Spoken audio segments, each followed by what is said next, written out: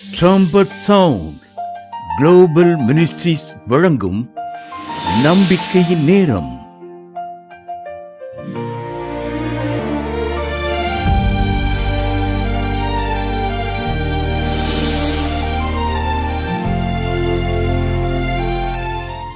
கிறிஸ்துக்குள் பிரியமானவர்களே, இயேசு கிறிஸ்துவின் நாமத்தில் அன்பின் வாழ்த்துக்கள். இந்த நம்பிக்கை நேர நிகழ்ச்சிக்கு உங்களை அன்போடு வரவேற்கிறேன். கடந்த வாரத்திலே நாம் தேவனுடைய வாக்குத்தத்தம் தரிசனத்தை குறித்து பார்த்தோம். அதனை தொடர்ந்து இன்றைக்கும் நாம் அதை குறித்து நாம் அடுத்த பகுதியாக நாம் பார்க்க இருக்கிறோம். கடந்த முறை பார்த்தது உங்களுக்கு ஞாபகம் இருக்கும் என்று நான் நினைக்கிறேன். குறித்த காலத்துக்கு தரிசனம் இன்னும் வைக்கப்பட்டிருக்கிறது. அது முடிவிலே விளங்கும். அது பொய் சொல்லாது. அது தாமதித்தாலும் அதற்கு காத்திரு. அது நிச்சயம் வரும். அது தாமதிப்பதில்லை என்று நாம் பார்த்தோம். கடந்த முறை யோசேப்பு குறித்து நாம் பார்த்தோம். யோசேப்புக்கு தரிசனம் கொடுக்கப்பட்டது. அவனுடைய பாதை எப்படியாக கடந்து போனான், அவனுடைய பாதையில் என்னென்ன சூழ்நிலைகள் வந்தது, அவன் வாழ்க்கையில் என்ன நெருக்கடிகள் இருந்தது. கர்த்தர் அவைகள் எல்லாவற்றிலும் கர்த்தர் கூட இருந்து அவருடைய வசனம், அவருடைய வார்த்தை நிறைவேறும் அளவும் அவருடைய வசனம் அவனை புடமிட்டது என்பதை குறித்து நாம் கடந்த வாரத்திலே பார்த்தோம். இறுதியாக அவருடைய வசனம் நிறைவேறினது, கர்த்தருடைய வார்த்தை நிறைவேறினது என்பதை குறித்தும், எப்படியாக யோசேப்பு உயர்த்தப்பட்டார் என்பதை குறித்து நாம் கடந்த வாரத்தில் பார்த்தோம். இன்றைக்கு கூட கர்த்தருடைய வார்த்தை எப்படி நமக்கு நிச்சயமாக கொடுக்கப்பட்டு நிச்சயம் அது எப்படி நிறைவேறுகிறது என்பதை குறித்தும், வேதத்தில் காணப்படுகிற தேவ தாசரை குறித்து நாம் பார்க்க இருக்கிறோம். தேவனுடைய தாசர் ஒருவர் வேதத்தில் இருக்கிறார். அவர் வேறு யாரும் இல்லை, ஆபிரகாம். ஆபிரகாம் முதிர் வயதா இருக்கையில் தேவன் அவனுக்கு ஒரு வாக்குத்தத்தத்தை கொடுக்கிறார். உனக்கு குழந்தை வரும் என்று. அவனுடைய வயது பார்த்தீங்கன்னா குழந்தை பெற்றெடுக்கக்கூடிய ஒரு வயது இல்லை. ஆனால் அவனுக்கு வாக்குத்தத்தம் கொடுக்கப்படும் பொழுதும் முதிர் வயதான ஒரு சூழ்நிலை தான் இருந்தது. ஆனால் கர்த்தருடைய வார்த்தை நிறைவேறினது எப்படி என்று நாம் பார்ப்போம். ஏனென்றால் அவர் அதை விசுவாசித்தார்.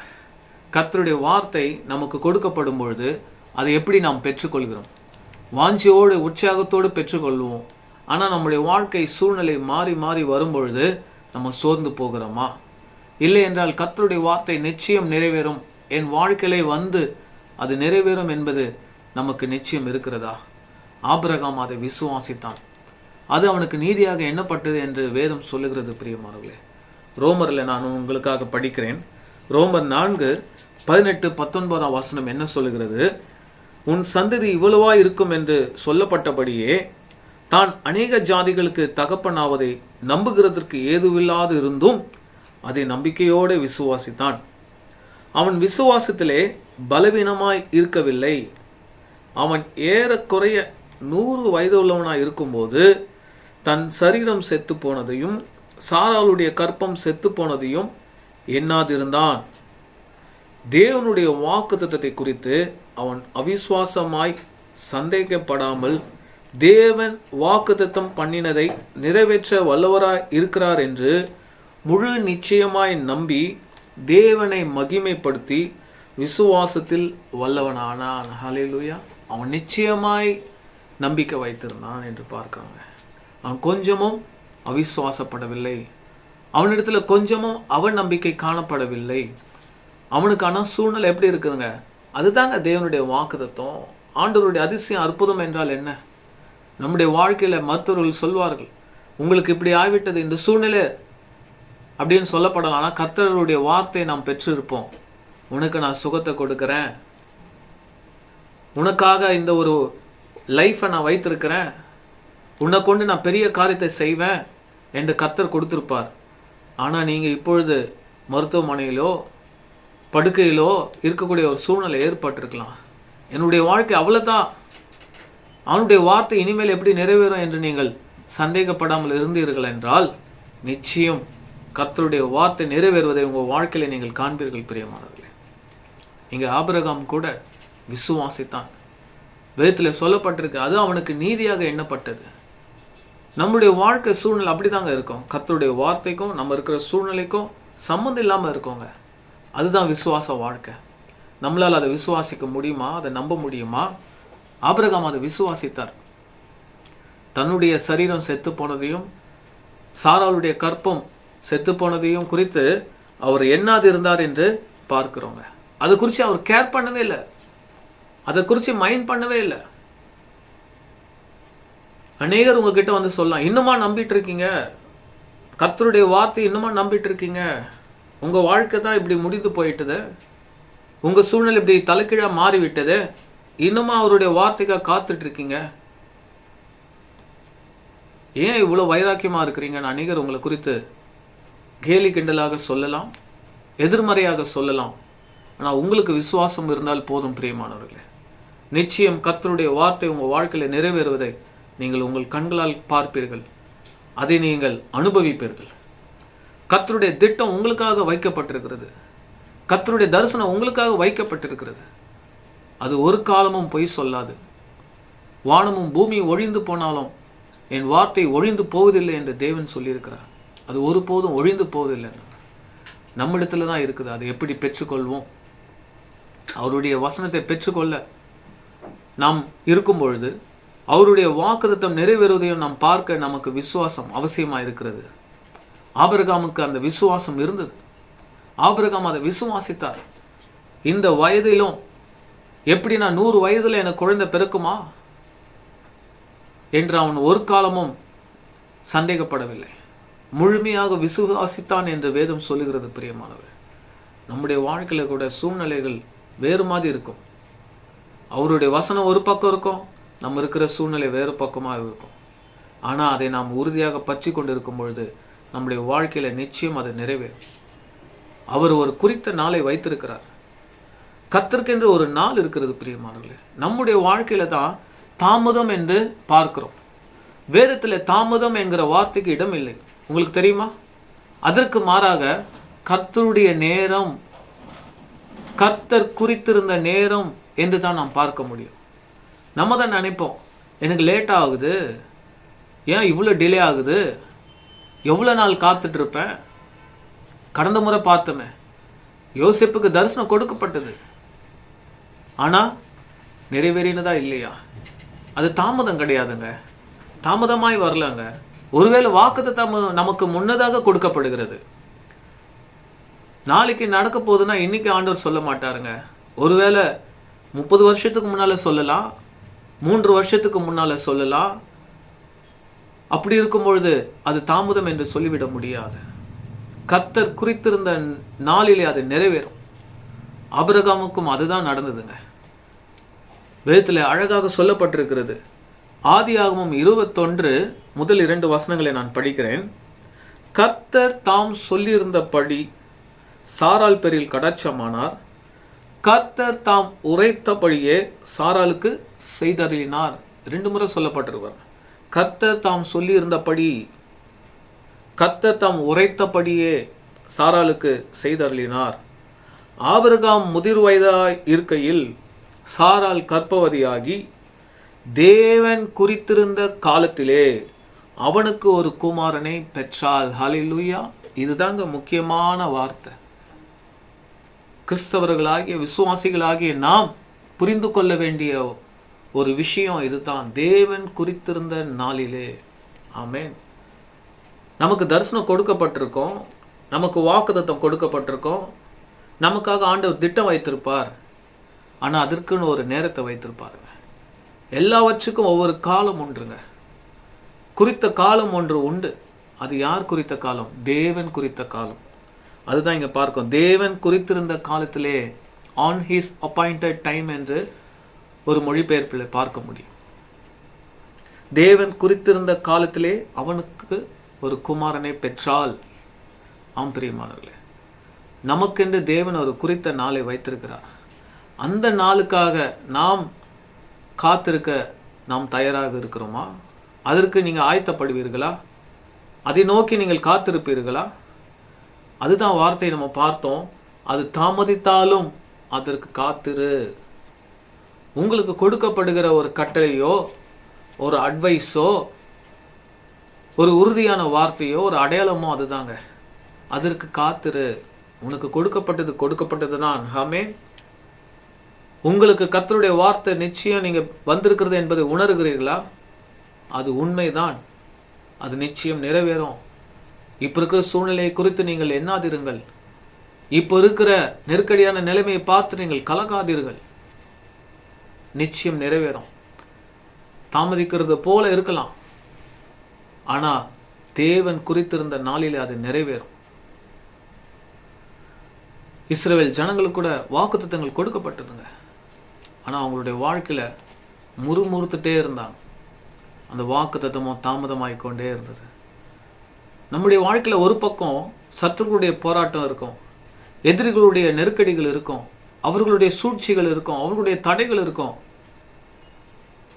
ஒரு பக்கம் நம்முடைய அவிசுவாசம், நம்முடைய சோர்வு, நம்முடைய அவநம்பிக்கை, நம் சரியான பாதையில போகாம வேறொரு விஷயத்தை நாம் தெரிந்து கொள்வது, அந்த கர்த்தருடைய வார்த்தைக்காக நம்மால காத்திருக்க முடியாத ஒரு சூழ்நிலை வரும்பொழுது அவசரப்பட்டு வேறொரு முடிவுக்கு நாம் செல்வது, நம்முடைய வாழ்க்கையில முறுமுறுப்பது, தொடர்ந்து ஜெபிக்கிறத நம்ம விட்டுட்டு சோர்ந்து போகிறது, பின்வாங்கிறது என்று இருக்கும் பொழுது அவருடைய வாக்குத்தத்தமும் தாமதமாவது போல தாங்க இருக்கும்.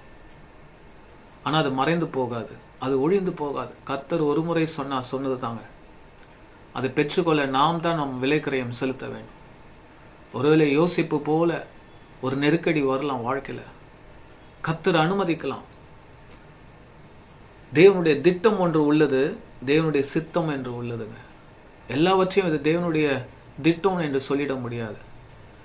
யோசிப்பு சிறைச்சாலையில போடுவிக்கப்பட்டான் என்று நாம் கடந்த முறை பார்த்தோம். கடந்த வாரத்தில் அவனுடைய கைகள் கால்கள் விலங்கு போட்டு ஒடுக்கப்பட்டது, அவனுடைய பிராணன் இரும்பில் அடைப்பட்டது என்று பார்க்கும். அது தேவனுடைய திட்டமா? சிறைச்சாலையில இருந்தான் என்பது தேவனுடைய திட்டமா? குழியில போடப்பட வேண்டும் என்பது தேவனுடைய திட்டமா? இல்ல பிரியமானவர்களே, அது தேவனுடைய சித்தம். ஆனா ஆண்டவருடைய திட்டம் என்ன? எகிப்திலே ஒரு பெரிய அதிகாரியா வரணும், பெரிய அதிபதியா வரணும், பார்வோனுடைய வீட்டுக்கு அவன் ஆண்டவனா இருக்கணும், பார்வோனுடைய குடும்பம் அனைத்திற்கும் எகிப்து தேசம் முழுவதுக்கும் அவன் ஒரு கர்த்தனா இருக்கணும் என்பதுதான் தேவனுடைய திட்டம். ஹல்லேலூயா. உங்களுக்கு என்ன காட்ஸ் பிளான் இருக்குங்க. ஆனா இப்ப இருக்கிறது எல்லாம் அவர் அனுமதிக்கிற சில சூழ்நிலைகள், அவருடைய சித்தத்தின் பாதையில நீங்கள் செல்லக்கூடிய ஒரு வாழ்க்கையாக இருக்கலாம். இது அல்ல திட்டம். தேவன் திட்டம் என்பது வேறு, அவருடைய சித்தம் என்பது வேறு. இயேசு கிறிஸ்துவனுடைய வாழ்க்கையில கூட அவர் கல்வாரி சிலுவையில அடிக்கப்படணும், ரத்தத்தை சிந்தணும், இந்த பாதையில போகணும்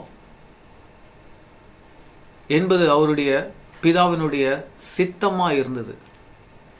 ஆனா அவருடைய திட்டம் அவர் மகிமையாக உயர்த்தப்பட வேண்டும், ராஜாதி ராஜனாய் உயர்த்தப்பட வேண்டும், ஜனங்களை ரட்சிக்க வேண்டும், மீண்டும் வர வேண்டும், ராஜனாய் சிங்காசனத்தில் உயர்ந்திருக்க வேண்டும் என்பதுதான் தேவனுடைய திட்டம். அதே போல நம்முடைய வாழ்க்கையில கூட நமக்கென்று ஒரு திட்டம் வைக்கப்பட்டிருக்கோங்க. ஆனா நம்முடைய பாதை அது ஒரு சித்தம். இந்த பாதையில தான் போகணும்ன்றது சில நேரத்துல சிலருக்கு நேரும். ஃபார் எக்ஸாம்பிள், ஸ்திரீயானவர்களுக்கு கர்ப்பம் தரிக்கும் பொழுது அவர்கள் எவ்வளவு கஷ்டப்படுறாங்க. பிரசவ காலம் வரும்பொழுது எவ்வளவு போராட்டம் வருது. அது வேதத்திலேயே சொல்லப்பட்டிருக்குங்க. அழகா ஈஸியா குழந்தை பெற்று எடுத்துட முடியுமா? எவ்வளவு போராட்டம். வேதத்துல பார்க்கும் பொழுது வேதத்துல ரொம்ப தெளிவா சொல்லப்பட்டிருக்கு. பிரசவ வேதனை அநேகத்திற்கு ஒரு உதாரணமாக இந்த வார்த்தை சொல்லப்பட்டிருக்குங்க. ஒரு பிரசவ வேதனை போல, பிரசவ வேதனைப்படுகிற ஸ்திரீயை போல, அப்படின்னா அவ்வளோ பேர் வேதனைங்க. ஆனா அதற்கு பின்னால ஒரு மகிமையான விஷயம் இருக்குல்லங்க. அது யோவான்ல இருக்கு. அந்த வசனத்தை உங்களுக்காக படிக்கிற கவனிங்க. யோவான் 16ல இயேசு கிறிஸ்து என்ன சொல்லியிருக்கிறார் பாருங்க. 20ஆம் வசனம் 21ஆம் வசனத்தை படிக்கிறேன். மெய்யாகவே மெய்யாகவே நான் உங்களுக்கு சொல்லுகிறேன், நீங்கள் அழுது புலம்புவீர்கள், உலகமோ சந்தோஷப்படும். நீங்கள் துக்கப்படுவீர்கள், ஆனாலும் உங்கள் துக்கம் சந்தோஷமாக மாறும். ஸ்திரீயானவளுக்கு பிரசவ காலம் வந்திருக்கும் போது அவள் துக்கம் அடைகிறாள். பிள்ளை பெற்றவுடனே ஒரு மனுஷன் உலகத்தில் பிறந்தான் என்கிற சந்தோஷத்தினால் அப்புறம் உபத்திரவத்தை நினையாள். ஹல்லேலூயா.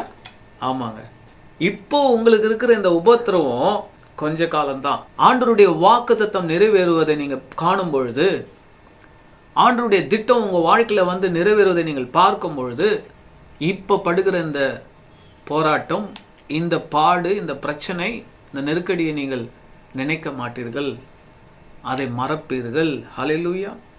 என்னோடு சேர்ந்து நீங்கள் ஹல்லேலூயா சொல்வீர்களா? கிறிஸ்துக்குள் பிரியமானவர்களே, நான் விசுவாசிக்கிறேன் உங்களுடைய வருத்தத்தை தேவன் மறக்கும்படி செய்வார் பிரியமானவர்களே. அதுதான் இயேசு கிறிஸ்து சொல்றார். அப்புறம் அதை நினையாது இருப்பால். அழகா சொல்லப்பட்டிருக்கு பாருங்க. ஸ்திரீயானவளுக்கு பிரசவ காலம் வந்திருக்கும் பொழுது அவள் துக்கம் அடைகிறாள்.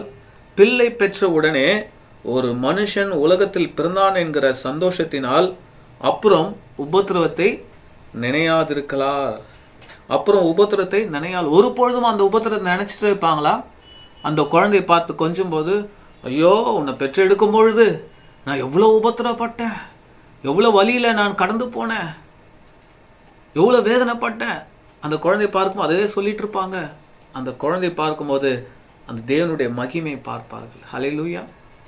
அந்த குழந்தையினுடைய முகத்துல தேவனுடைய மகிமை, ஒரு சந்தோஷம், ஒரு மகிழ்ச்சி, ஒரு பூரிப்பு, ஒரு களிப்பு உண்டாகும். அந்த குழந்தை பார்த்த மாத்திரத்துல அவர்கள் பட்ட பாடு, அவர்கள் பட்ட உபத்திரம், அந்த பிரச்சனையை குறித்து அவர்களுக்கு நினைவில் கூட வராதுங்க. இதுதான் உங்களுக்கு இன்றைக்கு வருகிற வாக்கு தத்துவம். இப்பொழுது கடந்து போகிற இந்த பிரச்சனை, இந்த போராட்டம் தற்காலிகமானதுங்க, நிரந்தரமானது அல்ல. அதி சீக்கிரத்திலே நீங்கிவிடும் இந்த லேசான உபத்திரம் அதிக நித்திய கன மகிமை உண்டாக்குகிறதாய் அமைந்திருக்கிறது என்று பார்க்கிறோங்க. ஆமாங்க, அதி சீக்கிரத்துல இந்த பிரச்சனை உங்களை விட்டு நீங்கி போகும். கர்த்தர் உங்களோடு பேசி கொண்டிருக்கிறார். இந்த பாதையை குறித்து நீங்கள் வருத்தப்பட்டு கொண்டிருக்கலாம். எப்படிரா இதுல இருந்து நான் வெளியேறுவது என்று நீங்கள் போராடி கொண்டிருக்கலாம். இது கொஞ்ச காலத்தான் உபத்திரம், கொஞ்ச காலத்தான் நீங்கள் துக்கப்படுவீர்கள். அதுதான் சொல்லப்பட்ட உலகமோ சந்தோஷப்படும், நீங்கள் துக்கப்படுவீர்கள், ஆனாலும் உங்கள் துக்கம் சந்தோஷமாக மாறும். ஹல்லேலூயா.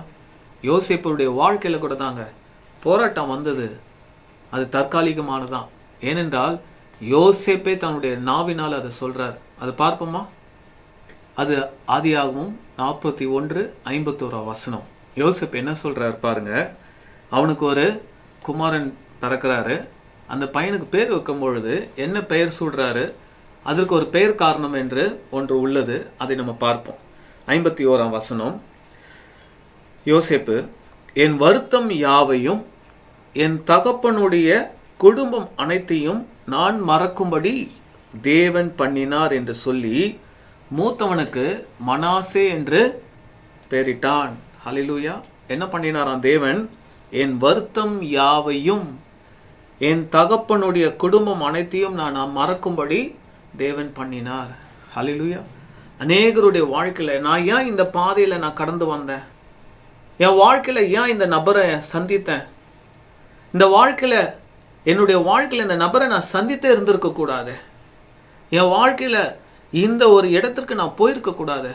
என் வாழ்க்கையில இந்த ஒரு சூழ்நிலையை நான் ஏன் சந்தித்தேன்? அநேகருக்கு இந்த ஒரு கேள்வி உண்டுங்க. என்னால மறக்க முடியல என்று நீங்க நினைக்கலாம். இந்த போராட்டத்தை என்னால மறக்க முடியல, இந்த அவமானத்தை என்னால மறக்க முடியல, இந்த ஏமாற்றத்தை என்னால மறக்க முடியல, எனக்கு விரோதமாய் போடப்பட்ட இந்த சூழ்ச்சி என்னால மறக்க முடியல, நான் ரொம்ப எதிர்பார்த்தேன் இந்த நபரை, இந்த குடும்பத்தின் மேல என்னுடைய நம்பிக்கை வைத்தேன், இந்த வாழ்க்கை எனக்கு நல்லா இருக்கும் நான் நினைத்தேன், ஆனா என் வாழ்க்கைய இப்படி ஆய்விட்டது, ஒரு மறக்க முடியாத ஒரு கசப்பான அனுபவமா இருக்கிறது. ஆண்டவர் அந்த சூழ்நிலையை மாற்றி போடுவார். அதுதான் யோசிப்பு சொல்றார். அவனுடைய உடன் பிறந்த சகோதரர்களால அவன் ஒடுக்கப்பட்டான், வெறுக்கப்பட்டான், சொப்பனக்காரன் என்று சொல்லி கேலி கிண்டல் பண்ணினார்கள், அவனை பரியாசம் பண்ணினார்கள், அவனை அடித்து பாழங்குழியில தள்ளப்பட்டார், பாழங்குழியில அவனை தள்ளினார்கள். கடந்த வாரத்திலே நாம் அதை பார்த்தோம். எகிப்து தேசத்திற்கு சிறையாக விற்கப்பட்டான், சிறைச்சாலையில போடப்பட்டான், அவனுடைய கைகள் கால்கள் விலங்கினா ஒடுக்கப்பட்டான். அவனுடைய வாழ்க்கையில மிகவும் கசப்பான அனுபவம். தகப்பன் இல்ல, தாய் இல்ல, உடன் பிறந்த சகோதரர்கள் இல்ல, ஒரே ஒரு தம்பி அவனும் இல்ல, குடும்பத்தை இழந்து தனிமையாக்கப்பட்டான், வேறொரு தேசம். அதையெல்லாம் மறக்கும்படி தேவன் பண்ணினார். அதுதான் சாட்சி. கர்த்தருக்கு சாட்சியாக தேவனுடைய நாமம் மகிமைப்படும்படியா சொல்றார். யோசிப்பு என்ன சொல்றாரா? என் வருத்தம் யாவையும் என் தகப்பனுடைய குடும்பம் அனைத்தையும் மறக்கும்படி தேவன் பண்ணினார். கண்டிப்பாகங்க இப்ப இருக்கிற இந்த சூழ்நிலை, நீங்க ஒருவேளை வழக்குக்கு போகலாம், கோர்ட்டு வழக்காக இருக்கலாம். ஒருவேளை குடும்ப சூழ்நிலையில ஒரு நெருக்கடியான சொல்லக்கூடாத ஒரு சூழ்நிலை நீங்கள் கடந்து போகலாம். இதெல்லாம் தற்காலிகமான ஒரு சூழ்நிலை தாங்க. இதிலிருந்து நீங்க வெளியே வருவீங்க. நிச்சயம் கர்த்தருடைய வார்த்தை உங்களுக்காக காத்திருக்கிறது. உங்களுக்காக வைக்கப்பட்டிருக்கிற அந்த தரிசனம் நிச்சயம் நிறைவேறுங்க. கர்த்தருடைய வார்த்தை உங்களுடைய வாழ்க்கையில நிச்சயம் வந்து நிறைவேறும். அது பொய் சொல்லாது. அது தாமதித்தலாம், அது காத்திருங்கள் என்று சொல்லப்பட்டிருக்கு. ஆண்டவரை ஒரு பொழுதும் கைவிட மாட்டாருங்க. நம்முடைய பாதை நெருக்கடியான பாதை இருக்கலாம். என்னைக்கு ஆண்டவர் சொல்லியிருக்காரு, நீ தண்ணியில விழமாட்ட, நெருப்புல விழமாட்டல, ஆற்றில நடக்க மாட்ட, கடல்ல விழமாட்டேன்னு சொல்லலங்க. இஸ்ரவேல் ஜனங்களை வனாந்தரத்துல வழி நடத்தின தேவன் செங்கடலின் ஊடாக தான் நடந்து போனார்கள். ஒரு வெட்டாந்தரையில நடப்பது போல அவர்கள் நடந்தார்கள் என்று வேதம் சொல்லுகிறது. செங்கடலை இரண்டாக பிளந்தார் ஆண்டவர். அற்புதமாய் வழி நடத்தினார். வனாந்தரத்தில் மேக ஸ்தம்பத்தினால அவர்களை வழி நடத்தினார், பாதுகாப்பை கொடுத்தார். நம்முடைய வாழ்க்கையில எப்பேற்பட்ட சூழ்நிலை வந்தாலும் அது எந்த சூழ்நிலை உங்களை பாதிப்பை ஏற்படுத்தாதுங்க. ஏசாயாவில் ஒரு வசனம் நாம் பார்ப்போம். 2ஆம் வசனம், நீ தண்ணீர்களை கடக்கும் பொழுது நான் உன்னோடு இருப்பேன். நீ ஆறுகளை கடக்கும் பொழுது அவைகள் உன் மேல் புரளுவதில்லை. நீ அக்கினியில் நடக்கும்போது வேகாதிருப்பாய். அக்கினி ஜுவாலை உன் பேரில் பற்றாது. ஹல்லேலூயா. ஆம் பிரியமானவர்களே, என்றைக்கும் ஆண்டவர் சொல்லவில்லை உன்னை நான் அக்கினியில தள்ள மாட்டேன், ஆற்றில தள்ள மாட்டேன். ஆனா நம்முடைய வாழ்க்கையில அந்த நெருக்கடியான சூழ்நிலை வரலாம். அநேகர் சொல்லுவாங்க, ஆண்டவர் உங்களை கைவிட மாட்டார், நீங்க ஒரு பொழுதும் தனிமையாக்கப்படுதில்லை. ஆனா உங்களுக்கு அந்த சூழ்நிலை நமக்கு வருங்க. ஆண்டவர் இல்லாத போல நமக்கு தோணலாம். யோசேப்பு கூட சிறையாக விற்கப்பட்டான், சிறைச்சாலை போடுவிக்கப்பட்டான். கர்த்தரோ யோசேப்போடு இருந்து என்று நம்ம பார்த்தோம். இந்த இடத்துல கூட ஆண்டவர் என்ன சொல்றாரு, தண்ணீர்களை கடக்கும் பொழுது நான் உன்னோடு இருப்பேன். ஹல்லேலூயா. தண்ணீர் என்றாலுமே நம்ம வாழ்க்கையில வருகிற ஒரு போராட்டங்க, துக்கமான ஒரு சூழ்நிலை. அலைகள்னாலுமே ஒரு போராட்டம் தானாங்க. அது போல வரும்பொழுது கர்த்தர் உங்களோடு இருக்கிறார் என்பதை நீங்கள் ஒரு பொழுதும் மறந்து விடக்கூடாதுங்க. இந்த சூழ்நிலையில கர்த்தர் உங்களோடு இருக்கிறார். எந்த சூழ்நிலை நம்ம இருக்கிறோம், எந்த இடத்துல இருக்கிறோம் என்பது முக்கியம் இல்லைங்க. யார் என்னோடு இருக்கிறார்? இந்த சூழ்நிலை கர்த்தர் என்னோடு இருக்கான். தண்ணீர்களை கடக்கும் பொழுது நான் என்னோடு இருக்கிறார் ஆண்டவர். நான் ஆறுகளை கடக்கும் பொழுதும் என் மேல புரளுவதில்லையே, கர்த்தர் என்னோடு இருக்கிறார் என்பதை நீங்க நிச்சயித்திருக்க வேண்டும். பிரியமானவர்களே, நீ அக்கினியில் நடக்கும் போது வேகாதிருப்பாய், அக்கினி உன் பேரில் பற்றாது என்று பார்க்கிறோம். ஹல்லேலூயா. ஆம் பிரியமானவர்களே, அக்கினி போன்ற வாழ்க்கை உங்க வாழ்க்கை இருக்குதா? ஆறுகளை கடக்கிறது போன்ற ஒரு வாழ்க்கை சூழ்நிலை உங்க வாழ்க்கையில இருக்கிறதா? ஆனா கர்த்தர் உங்களோடு இருக்கிறார் என்பதை மறந்துவிடக்கூடாது. கர்த்தர் உங்களுக்கு கொடுக்கிற வாக்குத்தத்தம் அதுதான் பிரியமானவர்களே. நீங்கள் கடந்து போற பாதை எப்பேற்பட்ட பாதையாக இருந்தாலும் நான் உன்னோடு இருக்கிறேன். அழைத்தவர் உண்மை உள்ளவர், வாக்குத்தத்தங்களை கொடுத்தவர் உண்மை உள்ளவர், அவர் வாக்கிலே உண்மை உள்ள தேவனா இருக்கிறார். உங்களுக்கு வாக்குத்தத்தத்தை கொடுத்துட்டு அவர் அமைதியாக இருந்து விட தேவன் அல்ல. நிச்சயம் உங்களை கரங்களை பிடித்து அழைத்து செல்வார். அடுத்த வசனம் என்ன சொல்லப்பட்டிருக்கு பாருங்க. நான் இஸ்ரவேலின் பரிசுத்தரும் உன் இரட்சகருமாய் இருக்கிறேன். உன் தேவனாகிய கர்த்தர் உன்னை மீட்கும் பொருளாக எகிப்தையும் உனக்கு ஈடாக எத்தியோப்பியரையும் சேபாயையும் கொடுத்தேன். ஹல்லேலூயா. ஆம் பிரியமானவர்களே, கர்த்தர் உங்களுக்காக யாவற்றையும் செய்ய வல்லவராக இருக்கிறார். வைராக்கியம் உள்ள தேவனா இருக்கிறார். வாக்குத்தத்தை கொடுத்தவர் உங்களுடைய கரங்களை பிடித்து வழிநடத்தி செல்வார். அவருடைய திட்டத்திற்கு நேராக உங்களை வழிநடத்தி செல்வார்.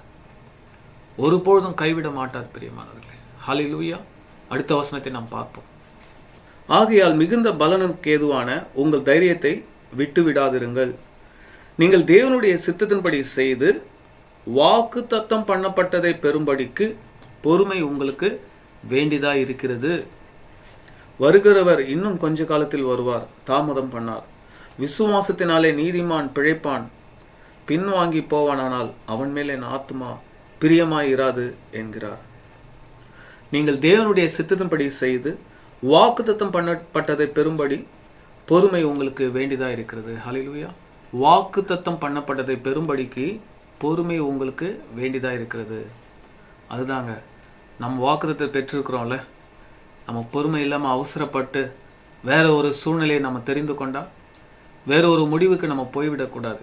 அதுதான் ஆண்டவர் உங்களுக்கு குறுக்கிட்டு சொல்றாரு, உனக்காக வாக்குத்தத்தை நான் கொடுத்தேன்ல, அது தாமதிக்கிறது போல இருந்தாலும், அது தாமதித்தாலும் அதற்கு காத்திரு, அது நிச்சயம் வரும், அது பொய் சொல்லாது, பொறுமையோடு காத்திரு, பொறுமையோடு காத்திரு. அதுதான் இங்க சொல்லப்பட்டிருக்கு.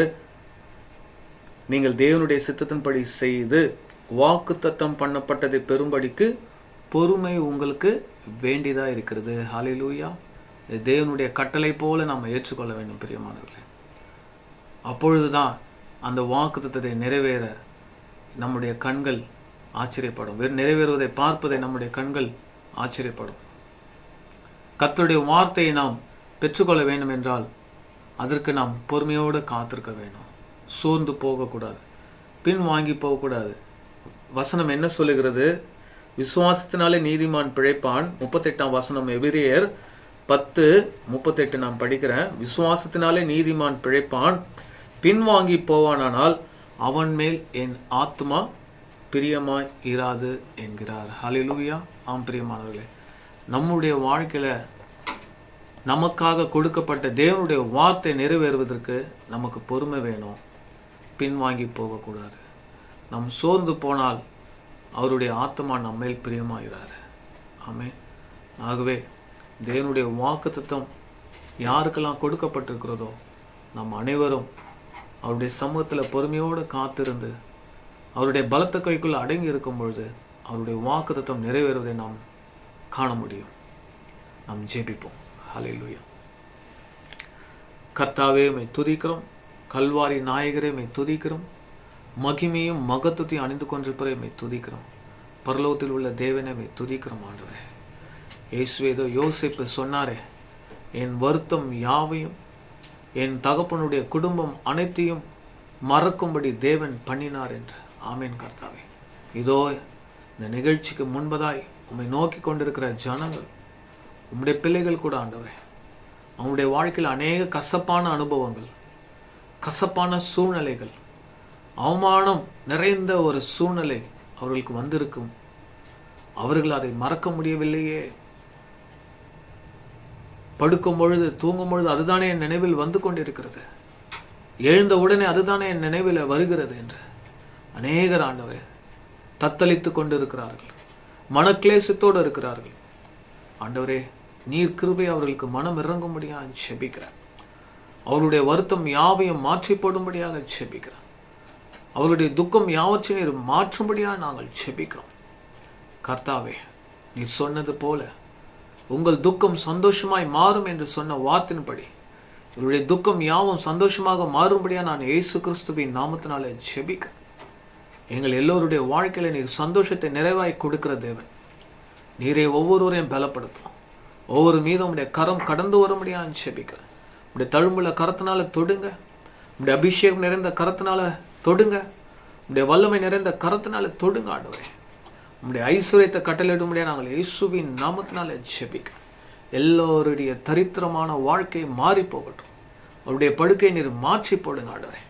அவருடைய நெருக்கடியான சூழ்நிலையை மாற்றி போடுங்க. கசப்பான அனுபவங்களை மறக்கும்படி செய்தோம். நீரே வழிநடத்தும் பொறுப்பேற்றோம். துதி கன மகிமை கர்த்தாவே உமக்கொருக்க செலுத்துகிறோம். இயேசு கிறிஸ்துவின் நாமத்தில் ஜெபிக்கிறேன் நல்ல பிதாவே. ஆமென், ஆமென். ஹல்லேலூயா. உங்கள் ஜெப தேவைகளுக்கும் மேலும் ஆலோசனைகளுக்கும் எங்களோடு நீங்கள் தொடர்பு கொள்ள சுவிசேஷகர் கிறிஸ்டோபர் ராபின் ஜான், எண் 1604 கீழ் 4, ஜேப்லா 9வது தெரு, அண்ணா நகர், சென்னை 40. செல்போன் எண் 730544445159.